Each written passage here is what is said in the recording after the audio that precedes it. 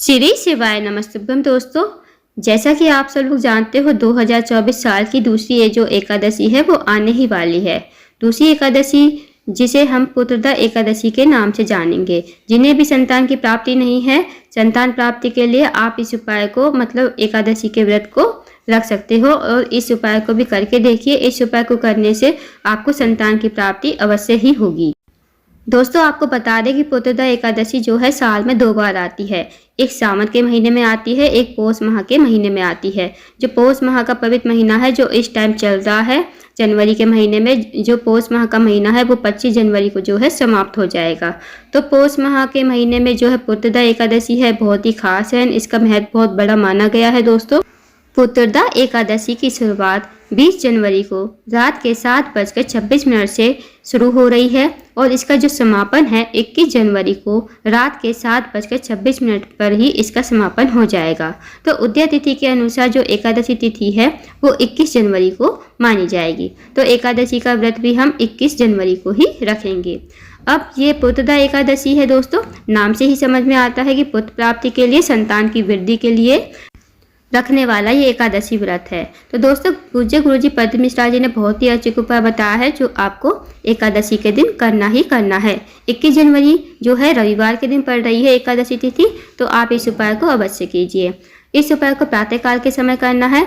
अब आपको 1 लोटा जल अवश्य तैयार करना है। जैसे आप शिव जी के मंदिर जाते हो, अगर डेली मंदिर जाते हो, जैसे पूजा अर्चना करते हो वैसे आप कर लीजिए। इस उपाय को आप बाद में कीजिए। साथ में आपको 1 कटोरी घी लेकर जाना है। साथ ही आपको 1 कटोरी खीर बनाकर लेकर जानी है और 1 लंबी बाती का दीपक, जो आपको लंबी बाती का दीपक बनाना है, घी का दीपक आपको तैयार करना है।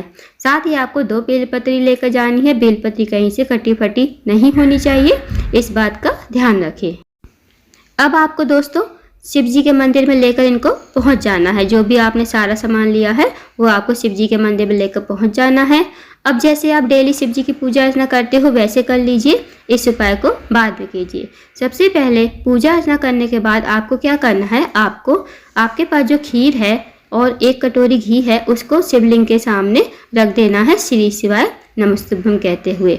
उसके बाद जो आपके पास 2 बेलपत्री है ना दोस्तों, तो बेलपत्री अपने सीधे हाथ में रखोगे और सीधे हाथ में रखकर भगवान से, महादेव से विनती करोगे कि मैं ये उपाय संतान प्राप्ति के लिए कर रहा हूँ। मेरे संतान नहीं है, मुझे संतान की प्राप्ति हो। उसके बाद आपको दोनों बेलपत्र शिवलिंग के ऊपर समर्पित कर देनी है श्री शिवाय नमस्तुभ्यम कहते हुए। अब आपको थोड़ी देर बैठना है, 108 बार श्री शिवाय नमस्तुभ्यम का जाप करना है। उसके बाद जो 2 बेलपत्री आपने चढ़ाई है वो बाबा से विनती करके ले लेना। उसके बाद आपको आपके पास जो दिया है लंबी बाती का, अब आपको आ जाना है शिव जी की चौखट पर। जहाँ भी शिव जी की चौखट हो वहाँ पर आपको ये लंबी बाती का दीपक संतान प्राप्ति का स्मरण करते हुए संतान प्राप्ति के लिए इस दीपक को लगाना है। और वहीं पर आपको चौखट पर बैठकर एक जो बेलपत्री है, बेलपत्री की जो ऊपर की डंडी होती है उसे तोड़ लेना और आपको बेलपत्री को चबा चबा कर खाना है। फिर उसके बाद जो आपने 1 बेलपत्री ली है ना, 1 बेलपत्री आपने खा ली, जो आपके पास 1 बेलपत्री है वो आपको घर पर जाकर अपने पति को खिलानी है। वो भी इस बेलपत्री को चबा चबा कर खाए। इससे संतान की प्राप्ति अवश्य ही होगी। दोस्तों ये बहुत ही अचूक विशेष उपाय है। इस उपाय को करके देखिए। इस उपाय को करने से आपको संतान अवश्य होगी। तो इस विशेष उपाय को करके देखिएगा दोस्तों, बहुत ही अचूक एवं विशेष उपाय है। इस उपाय को 21 जनवरी 2024 रविवार के दिन करना है, जिस दिन पुत्रदा एकादशी है। अब जो व्यक्ति, जो महिला एकादशी का व्रत करते अब दोस्तों जिनके पास संतान नहीं है वो लोग भी इस व्रत को रख सकते हैं और जिनके पास संतान प्राप्ति है वो भी इस उपाय मतलब इस व्रत को रख सकते हैं। क्योंकि दोस्तों पुत्रदा एकादशी जो है वो संतान प्राप्ति के लिए खास मानी जाती है। भगवान विष्णु की कृपा से संतान सुख मिलता है। साथ ही संतान प्राप्ति पर जो आने वाली मुसीबत है वो टल जाती है। उन पर जो आने वाला संकट है वो टल जाता है। मान्यता है कि जो भी एकादशी का व्रत रखते हैं उनके वंश का विस्तार होता है, वंश की वृद्धि होती है। साथ ही दोस्तों जो भी व्यक्ति महिला एकादशी का व्रत करते हैं उन्हें 10वीं तिथि से ही एकादशी का नियम चालू कर देने चाहिए। मतलब एकादशी तिथि की शाम से ही आपको चावल जो है नहीं खाने चाहिए। इस बात का ध्यान रखें, क्योंकि चावल बिल्कुल नहीं खाने चाहिए, ना ही एकादशी वाले दिन ना ही 10वीं तिथि वाले दिन। हाँ, जब द्वादशी तिथि हो ना उस दिन तो चावल अवश्य ही खाने चाहिए, क्योंकि जो एकादशी का पूर्ण फल होता है वो हमें चावल खाने के बाद ही मिलता है, जो हम द्वादशी तिथि के दिन अवश्य ही खाते हैं। तो द्वादशी तिथि जिस दिन होती है, एकादशी तिथि के बाद द्वादशी तिथि आती है, उस दिन आप चावल का चावल जरूर खाने चाहिए। सबसे पहले आपको स्नान करने के बाद, पूजा पाठ करने के बाद आपको चावल अवश्य ही खाने चाहिए। इससे एकादशी का पूर्ण फल आपको मिल जाता है। इसलिए 10वीं तिथि और एकादशी तिथि के दिन चावल बिल्कुल ना खाएं। द्वादशी तिथि के दिन चावल अवश्य खाएं। अब जानते हैं दोस्तों अगले उपाय के बारे में, जो आपको 21 जनवरी रविवार के दिन करना है। यदि आपके घर में लड़ाई झगड़ा होता है, पति पत्नी में विवाद होता है, भाई भाई में झगड़ा होता है, और आप चाहते हो कि हमारे जो परिवार है खुशहाल रहे, हमारे परिवार में हमेशा खुशियाँ रहे, तो इस उपाय को जरूर कीजिए 21 जनवरी रविवार के दिन। आपको क्या करना है, आपको एक चुटकी हल्दी लेनी है। जो खड़ी हल्दी होती है ना, उसे आप पीस लीजिएगा, और उसकी जो पिसी हुई हल्दी होगी वो आपको एक चुटकी ले लेनी है, और एक चुटकी आपको लेना है कुमकुम।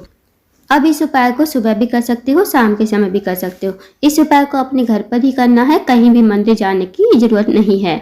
इस उपाय को आप अपने घर के पूजा घर में भगवान सत्यनारायण के सामने करोगे। अगर आपके घर में भगवान सत्यनारायण की मूर्ति है, नारायण भगवान की मूर्ति है, तो अच्छी बात है। अगर नहीं है तो मार्केट से आपको लेकर जरूर आनी है। अब आपके पास एक चुटकी हल्दी और एक चुटकी जो कुमकुम है, जो सबसे पहले आपके पास जो एक चुटकी हल्दी है वो आपको भगवान नारायण के पैर पर, जो सीधा पैर होगा ना, उस पर आपको समर्पित कर देनी है। ओम नमो भगवते वासुदेवाय मंत्र का जाप करते हुए कर दी। उसके बाद जो आपके पास कुमकुम है वो आपको भगवान नारायण के उल्टे पैर पर समर्पित करना है, ओम नमो भगवते वासुदेवाय मंत्र का जाप करते हुए। बस छोटा सा उपाय है, इस उपाय को करके देखिए। इस उपाय को करने से आपके घर में जो भी लड़ाई झगड़ा होता है, कलेश की समस्या रहती है, पति पत्नी विवाद होता है, भाई भाई में झगड़ा होता है, तो भगवान से प्रार्थना जरूर कीजिएगा, हमारे घर में जो है खुशियाँ ही खुशियाँ रहे, परिवार जो है हमारा खुशहाल बना रहे, हमारे परिवार में कभी लड़ाई झगड़ा ना हो। तो ऐसी मनोकामना आप भगवान नारायण से जरूर कीजिएगा। इस उपाय को करने से कभी भी आपके घर में झगड़ा नहीं होगा। अब जानते हैं दोस्तों अगले उपाय के बारे में। यदि आपके घर का कोई भी व्यक्ति गलत संगत में चला गया है, जुआ खेलता है, मदिरा पान करता है, या आपका कोई पैसा लेकर चला गया है, आपके जो पैसे है वापस नहीं कर रहा, तो इस उपाय को करके देखिए। इस उपाय को एकादशी की तिथि के दिन करना है। आपको क्या करना है, आपको 7 बेलपत्री लेनी है और 1 लोटा गंगा जल लेना है। जितना भी आपको गंगा जल मिल जाए आपको ले लेना है, चाहे आधा लोटा गंगा जल मिल जाए आपको ले लेना है। अब इस लोटे के जल में आपको जो है 7 बेलपत्री डाल देनी है। बेलपत्री कहीं से कटी फटी नहीं होनी चाहिए, इस बात का ध्यान रखें। लोटे के जल में ही आपको डाल देनी है ये 7 बेलपत्री। अब आपको जाना है शिव जी के मंदिर में। सबसे पहले आपको जाना है नंदी बाबा के पास, जो जहाँ भी मंदिर में नंदी बाबा हो वहाँ पर आपको चले जाना है। अब जो नंदी बाबा का उठा हुआ पैर होगा ना दोस्तों, वहाँ पर आपके पास जो गंगा जल है, जितना भी गंगा जल है वो आपको नंदी बाबा के उठे हुए पैर पर पूरा का पूरा समर्पित कर देना है। उसके बाद जो आपके पास 7 बेलपत्री है उन्हें आपको एक एक करके शिवलिंग के ऊपर समर्पित करनी है, श्री शिवाय नमस्तुभ्यम कहते हुए।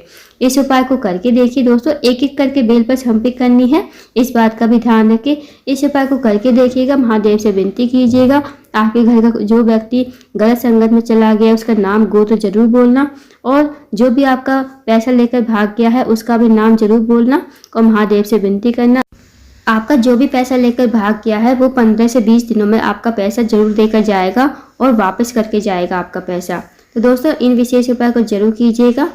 इन विशेष उपाय करने से आपकी मनोकामना अतिशय पूर्ण होगी। अगर आपको जानकारी पसंद आई हो, वीडियो को लाइक करें, शेयर करें, चैनल को जरूर सब्सक्राइब करें, कमेंट बॉक्स में श्री शिवाय नमस्तुभ्यम हर हर महादेव जरूर लिखें।